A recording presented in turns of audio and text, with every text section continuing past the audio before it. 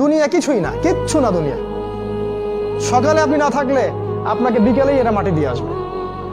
চোখ বন্ধ করে চিন্তা করবেন রাত্রেবেলা আপনি পৃথিবীতে নাই, আপনার স্ত্রী, আপনার সন্তান, আপনার প্রতিষ্ঠান, আপনার সংগঠন, আপনার সবকিছু কি থেমে আছে না চলছে? সব চলবে ভাই, কেউ থেমে থাকবে না, শুধু আমরাই থাকবো না। অতএব আমাদের কবরের চিন্তা আমাদেরকে করতে হবে। জ্ঞান অনুযায়ী আমল করি, অবহেলা না করি ইনশাআল্লাহ। 3 নাম্বার, আদর্শ পরিবার গঠন করেন। পরিবারটা হবে ডিনামাইট। রাষ্ট্র বিশ্ব কই যায় যাক, আপনার পরিবার যেন ইসলামের আদর্শের উপর থাকে।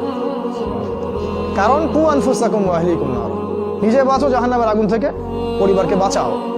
আপনার ছেলের ব্যাপারে সচেতন হন, মেয়ের ব্যাপারে সচেতন হন, স্ত্রীর ব্যাপারে সচেতন হন। আপনার পরিবার, আপনার রক্তের সম্পর্ক, আত্মীয়, এদের মাঝে আপনি দিনের প্রচারটা করেন। কোথায় কে জাহান্নামে যায় যাক, ওটার পরের চিন্তা আপনার, ওটা চিন্তা আপনার করতে হবে না। এখন আপনি আপনার পরিবারের দিকে ফোকাস করুন। যদি আপনি পরিবারকে ইসলামিক আদর্শে গড়তে না পারেন বা অবহেলা করেন, অবশ্যই আপনাকে এর জন্য আল্লাহ পাক জবাবদিহি করাবেন।